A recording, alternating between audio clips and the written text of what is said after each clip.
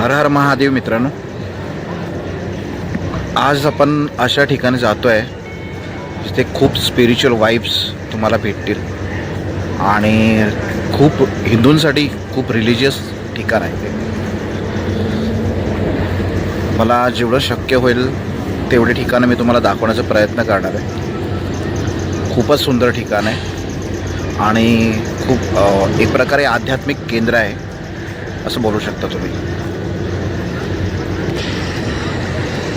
घरातून सुमारे 7 वाजता निघालो आहे आम्ही आणि आत्ता वाजले आहेत 12:30 आणि आपण पोचलो आहे कसराच्या जेमतेम 5 किलोमीटर पुढे.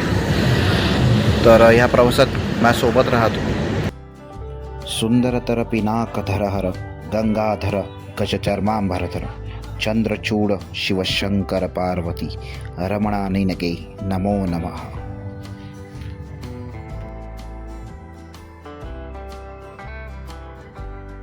भारताचे मध्यपूर्वीचे केंद्र मानले जाणाऱ्या उज्जैन मध्य प्रदेश येथे असलेले क्षिप्रा नदीच्या काठावर वसलेले स्वयंभू दक्षिणमुखी शिवलिंग असलेले शिवाला समर्पित पुण्यभूमी पुण्यक्षेत्र.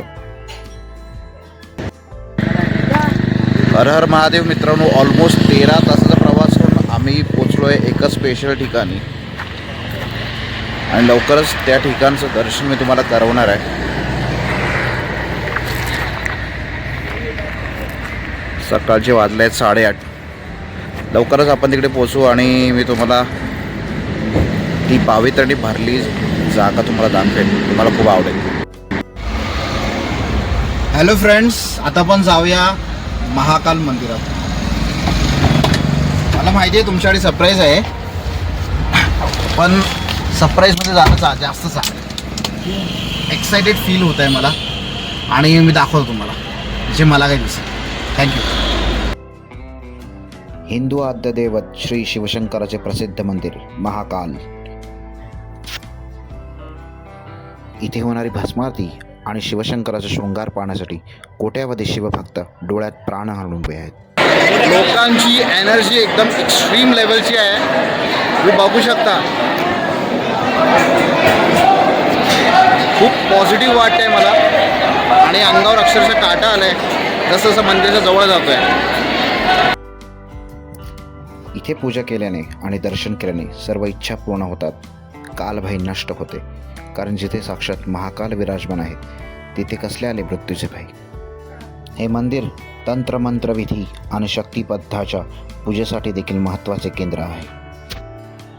एकमेव दक्षिणाभिमुख असलेल्या कारणाने हे ज्योतिर्लिंग मृत्यू आणि कालावर विजयाचे प्रतीक मानले जाते.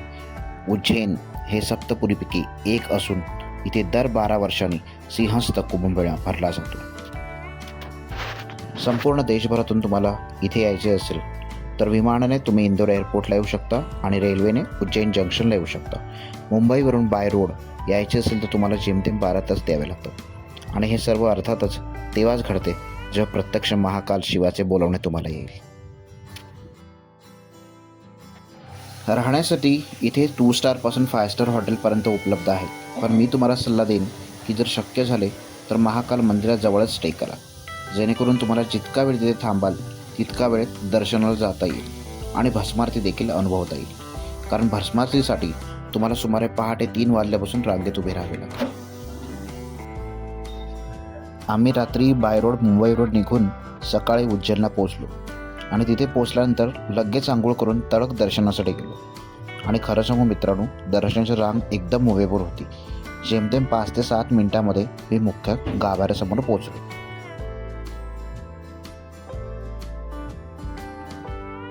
महाकाळेश्वर ज्योतिर्लिंगाची कथा उज्जैनमधील एका लहान मुलाच्या भक्तीवर आधारित आहे, ज्याने दुष्ट राजांच्या हल्ल्यापासून शहराचे रक्षण करण्यासाठी भगवान शिवशंकराला प्रार्थना केली.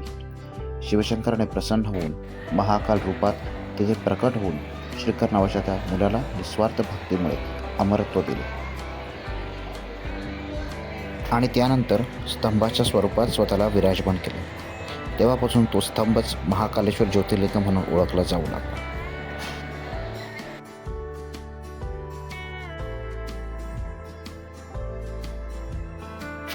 मजल दर मजल करत एक एक पाऊल मला महाकाल शिवशंकराच्या जवळ घेऊन जात होते.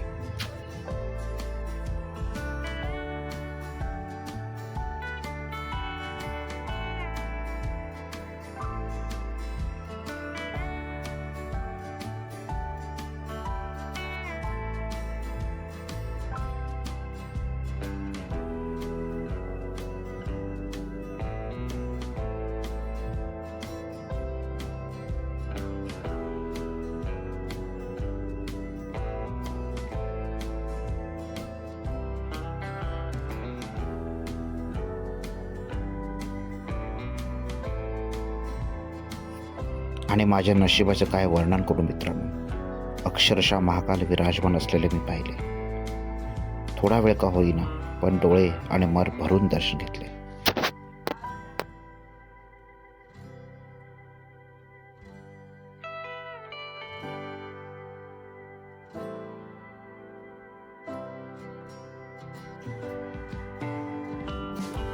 मनामध्ये फक्त शिवस्तुती होती.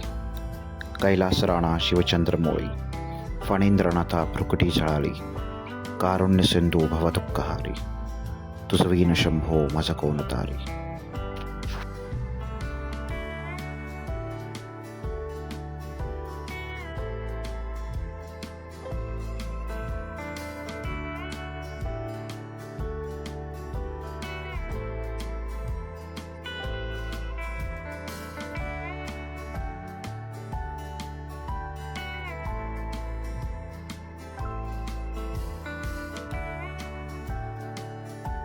ते एंट्री आहे, मेन एंट्री मंदिरात जाण्यासाठी. त्याच्या बाजूलाच तुम्ही सरळ आल्यानंतर भगवान शिवशंकराचा सुंदर स्टॅच्यू उभा दिसेल तुम्हाला. खूपच सुंदर स्टॅच्यू आहेत, बघू शकता तुम्ही. महाकाल मंदिराच्या बाजूलाच महाकाल कॉरिडॉर हे श्री महाकालेश्वर मंदिराच्या परिसराचा विस्तार असून हे भव्य कॉरिडॉर भक्तांना भगवान शिवाचा अद्भुत अनुभव देण्यासाठी बांधला गेला आहे. ज्यात महाकाल लोक म्हणून ओळखला जाणारा प्रकल्पातून नंदीद्वार, पिनाकद्वार यासारखी भव्य प्रवेशद्वार, शिवपुराण कथांवर आधारित भित्तिचित्रे, 108 खांबाची रांग व शिवाच्या जीवनावरील संग्रहालय आहे.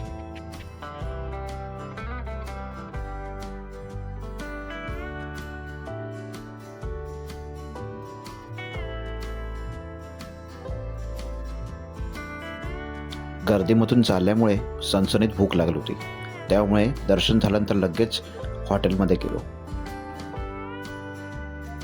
तुम्ही जेव्हा महाकालमध्ये याल तेव्हा इकडची प्रसिद्ध दाल वाफला ही थाली नक्की खा.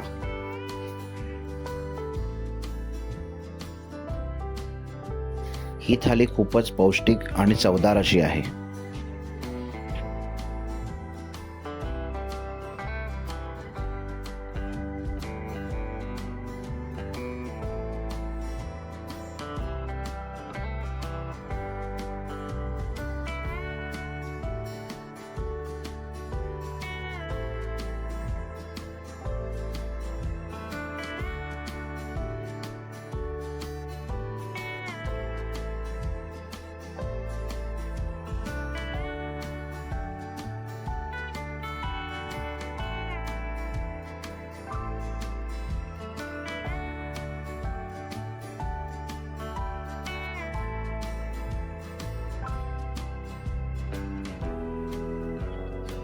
दाल वाफला सोबतच आम्ही इकडे छोले पुरी पण मागवले होते.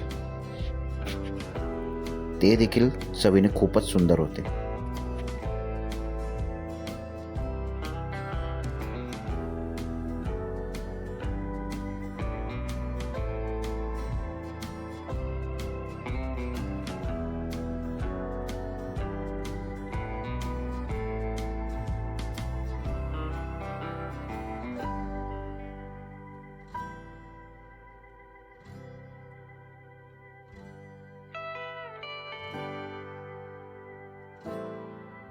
एकदा महाकालांचे दर्शन घेऊन माझं मन भरलं होतं, म्हणून मी संध्याकाळी परत एकदा दर्शन घेण्यासाठी गेलो. जर तुम्हाला VIP दर्शन घ्यायचं असेल तर गेट क्रमांक 1 कडे जाऊन 250 रुपये प्रति व्यक्ती देऊन तुम्ही VIP दर्शनाचा पास घेऊ शकता.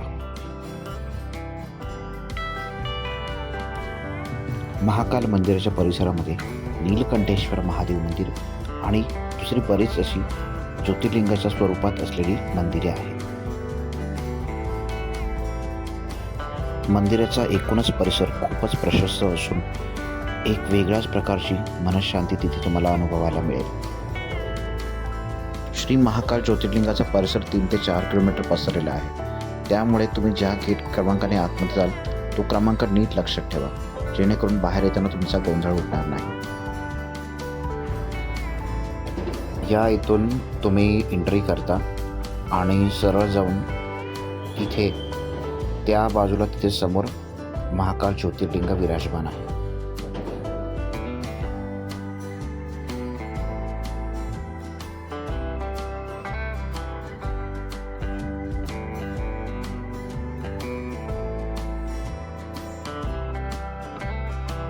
महाकाल आवारातील नीलकंठेश्वर महादेव मंदिर खूपच सुंदर आणि विलोभनीय आहे.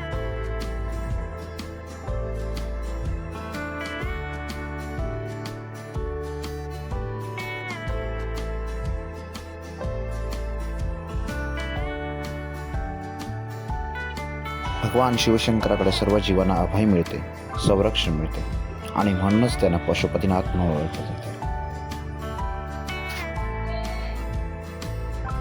फिटनेस खूप इम्पॉर्टंट आहे. हे याच्यासाठी सांगतो की तुम्हाला की शंकराची फक्त शंकराची नाही, जितकी पण देवस्थानं आहेत देवीची ती थोडा एक्स्ट्रीमली हार्डकोर अशा कंडिशनमध्ये आहे. ती याच्यासाठी की आपण जोपर्यंत मंदिरापर्यंत पोहोचतो तोपर्यंत आपला फिजिकल स्ट्रेंथ फिजिकल एन्ड्युरन्स आजमावला जातो. तर त्याच्यासाठी फिजिकल फिटनेस खूप जरुरी आहे. नाही तर असं नाही व्हायला पाहिजे की तुम्ही गेलायत पण तुम्ही देवाच्या दर्शनासाठी मंदिरात नाही जाऊ शकत, कारण तिकडे थोडं चढायला लागतं तुम्हाला किंवा तिकडे थोड्या पायऱ्या आहेत. तर फिजिकल फिटनेस खूप इम्पॉर्टंट आहे. तर माझी सर्वांना एकच रिक्वेस्ट आहे की तुम्ही तुमच्या फिटनेसकडे खूप लक्ष द्या, जेणेकरून जेव्हा तुम्हाला देवाच्या जवळ जायची संधी मिळेल ती गमावली गेली नाही पाहिजे. ओम नमः शिवाय.